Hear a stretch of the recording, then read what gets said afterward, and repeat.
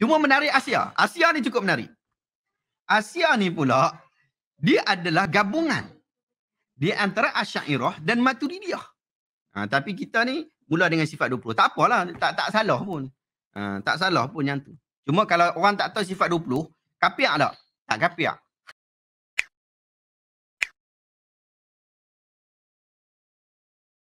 Oh, Roy Azman, botak tadi. Jadi saya boleh tolong explain apa itu Salafiyah, Asy'ariyah, Maturidi sewaktu dengannya. Saya kurang faham. Jadi tak ada kewajipan pun nak faham. Hang tak faham Salafi itu apa, Asy'ariyah apa dia, Maturidi apa pun, yang tu pun tetap awak Islam dengan baik pun. Cuma kalau awak nak tahu, boleh saya bagi tahu secara ringkas. Salafiyah ialah satu gerakan untuk kita menjadikan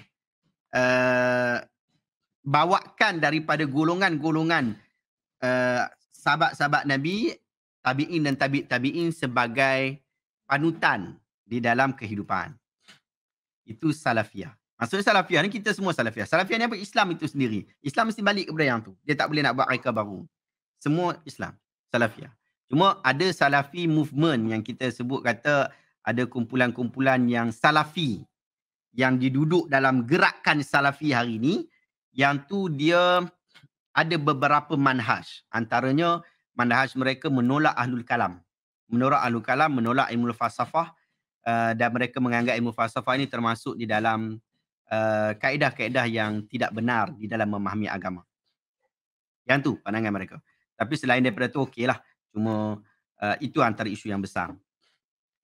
Adakah Salafiyah ini mujassimah? Tak. Salafiyah dia tak mujassimah. Tetapi memang mereka menentang ahlul kalam. Jadi pandangan-pandangan ahlul kalam ni Asy'ariyah, Maturidiyah, yang ni ahlul kalam. Jadi mereka ni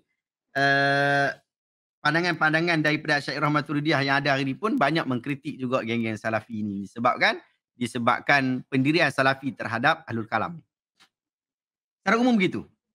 Kemudian Asy'ariyah ni daripada Abu Hasan Al-Asy'ari yang meninggal pada tahun 323 Hijrah. Lebih kurang macam itulah. 300 Hijriah lebih. Dia ni membawa satu cara faham agama yang sesuai pada kemodenan zaman pada ketika itu dan bergerak sehingga ke hari ini. Pendukung-pendukung, pengikut-pengikut dia ramai. Dan cara fikir dia agak sedikit menarik, iaitu menggunakan kaedah-kaedah yang dibawa oleh ahli-ahli falsafah. Jadi ahli falsafah ni bukan ahli falsafah Islam lah. Ahli falsafah seperti Plato, anak murid dia kan. Apa dia dipanggil apa? Arab sebut Aristu. Ini saya bentuk Aristotle. Ini tokoh-tokoh falsafah. So kaedah-kaedah falsafah ni adalah kaedah-kaedah pemikiran. Kaedah bagaimana kita berfikir. Kaedah bagaimana kita menentukan alam. Bagaimana kaedah berfikir dengan betul. Bagaimana kita menentukan cara fikir yang kritis dan sebagainya. Dan falsafah, itu falsafah. Lalu dia menggunakan kaedah falsafah ni di dalam memahami isu-isu agama yang belum dibuat seperti itu oleh orang sebelum ni. Menggunakan ilmu yang sangat kukuh pada sisi agama lain lah, kita kata. Falsafah ni kadang-kadang tak ada agama. Tetapi dalam agama lain. Bukan daripada Islam itu sendiri. So, memanfaatkan ilmu daripada orang lain, daripada luar untuk masuk. Dan ini memberikan kejutan yang cukup besar kepada dunia Islam. Dia memberikan kejutan yang besar kepada dunia Islam sebab dia guna kaedah luar untuk masuk ke dalam. Dia ambil kaedah luar untuk masuk dalam. Sedangkan kalau macam saya pada ini, kalau kita sebut hari ini memang orang boleh faham senang lah sebab boleh terima lah. Macam kaedah ahli falsafah memberikan takrif. Takrif ni tak ada. Hang buka ulama-ulama sebelum Abu Hasan Asy'ari bagi takrif. Tak ada. Dia pun tak bagi takrif. Takrif ni dimulakan oleh golongan falsafah. Falsafah yang mulakan yang tu, kemudian bila Islam datang dan terpengaruh dengan falsafah, maka dalam kaedah penulisan dia ikut sedikit sebanyak apa yang dibawa, manfaat yang dibawa oleh falsafah. Salah tak kita ambil ni? Tak salah. Tak salah. Macam kita ni buat perubatan. Perubatan kita ambil perubatan moden. Perubatan moden ni bukan kita ambil daripada Nabi SAW pun. Tapi etika-etikanya ada di dalam Islam. Macam tu jugalah menggunakan falsafah. Salah tak? Tak salah. Kita gunakan kaedah berfikir. Sebab tu kita guna kaedah orang buat bagi hujah. Kita kata, oh ini strawman fallacy. Boleh tak kita kata ini strawman fallacy?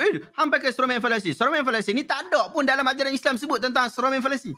Strawman fallacy ni adalah kaedah berfikir. Kaedah di dalam awak memberikan hujah. Bila awak buat strawman fallacy, maksud hujah, awak salah. Awak nampak macam ada hujah tapi sebenarnya awak tak ada hujah. Awak buat cerita lain. Ataupun awak pakai apa dia, red flag. Apa? Bukan red flag yang. Red herring. Oh, bini saya psikologi dia pandai lah bab ni. Ni red herring.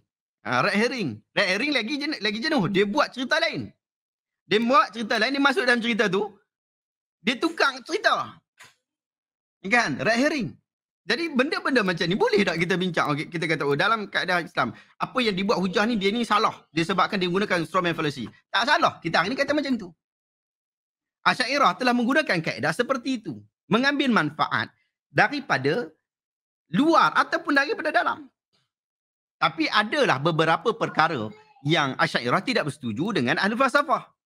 Falsafah kuno lah, Rom kuno dan sebagainya.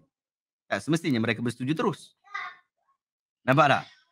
Dan kaedah ini tak mendapat kritikan sebahagian orang.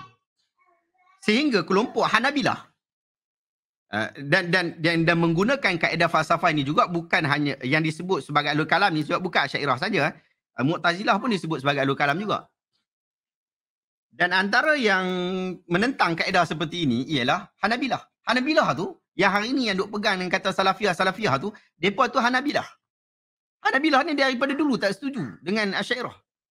Sampai ke hari ni dia orang tak setuju. Dan Asy'ariyah daripada dulu sampai hari ni pun tak setuju juga dengan Hanabilah.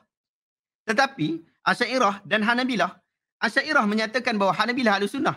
Hanabilah menyatakan Asy'ariyah adalah ahli sunnah. Yang tu. Cuma kita tak bersetuju. Dengan cara itulah. Kita kata kita ada cara ni. Sekolah kita adalah sekolah Asy'ariyah. Dan majoriti orang-orang di dalam mazhab Syafi'i, mereka ini berakidah dengan akidah Asy'ariyah. Dan majoriti orang yang berakidah Abu Hanifah, Hanbali pula, Hanbali tu Hanabilah.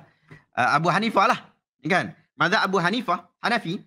Mazhab Hanafi mereka ni bermazhab dengan Maturidi. Tadi kita dah sebut Salafi, kita dah sebut Asy'ariyah. Maturidi. Maturidi ni apa pula? Maturidi ni daripada Abu Mansur Maturidi. Abu Mansur ni pula bawa pendekatan yang macam juga pendekatan daripada Abu Hasan Asy'ari. Cuma dia ada beberapa bab yang berbeza dengan pendekatan yang dibawa oleh Abu Hasan. Depa tak gabung. Dan mazhab Maliki. Mazhab Maliki juga antara pengikut banyak kepada Maturidi ni. Sebab tu di belah Maghribi ni Asy'ariyah. Saya ingat dekat sebelah Lubnan atau sebagainya tu dia orang banyak Maturidi. Cuma menarik Asia. Asia ni cukup menarik. Asia ni pula dia adalah gabungan di antara Asy'ariyah dan Maturidiyah. Yang kita kata, ni kita Ahlus Sunnah Asy'ariyah Maturidiyah. Sebab mengambil daripada Al-Imam As-Sanusi yang meninggal tahun 800 lebih, 800 Hijriah lebih. Imam Sanusi. Jadi Imam Sanusi, kalau Asy'ariyah dia ada 13. Sifat 13. Dia ada 13 sifat. Maturidi ada 7 sifat. Kepercayaan pada 7 sifat. Tetapi bila mai Imam Sanusi rahimahullah, dia gabungkan Asy'ariyah dengan Maturidi. Jadi 20. Itu yang disebut sifat 20. Yang ni sifat 20 ni tak popular pun dekat tanah Arab sebagainya. Biasanya kalau orang itu Asy'ariyah. Dia tu Maturidi. Yang kalau dekat tanah Melayu kita ni, Asy'ariyah Maturidiyah. Sebab dia gabungkan sifat 20 tu. Sebab biasanya kita kalau kata akidah ni sifat 20 saja. Sebenarnya akidah ni bukan sifat 20 saja. Perbincangan akidah ni banyak, besar. Dia ada sam'iyat, nubuwat, uluhiyat. Dia ada banyak perbincangan dia. Tapi kita ni mula dengan sifat 20. Tak apalah, tak salah pun. Tak salah pun yang tu. Cuma kalau orang tak tahu sifat 20, Kapiak tak? Tak kapiak. Orang tu dia tak tahu Syairah apa, dia tak tahu Maturidi apa, dia tak tahu apa Salafi tu apa. Islam tak dia? Dia Islam. Dia sebut la ilaha illallah, dia solat, puasa, zakat, haji, umrah, dia Islam. Dia tak kapiak. Dia tak kapiak. Boleh?